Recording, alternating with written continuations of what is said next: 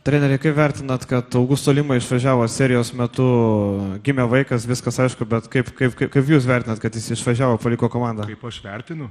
Taip. Tai aš jam leidau išvažiuoti. Bet ar normalu, kad pusfinaliai išvažiuoja žaidėjas vis tiek? O tu turi vaikų? Tai kaip turėsi vaikų, jaunuolį suprasi. Nes čia yra maksimumas, ką žmogus gali patirti. Vau, geras klausimas tikrai. Tu galvoji, krepšinis yra svarbiausia gyvenime? Pusfinalis yra svarbu. Pusfinalis? O kam jisai yra svarbus? Kuriai? Tu matei kiek žiūrovų? Svarbu? Ar žmogui?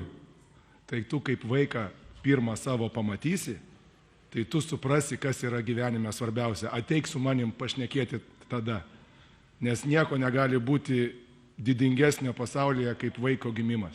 Patikėk manim. Nei titulai, nei niekas. Augusto Lima yra dabar padangėse ant emocijų. Aš labai džiaugiuosi už jį.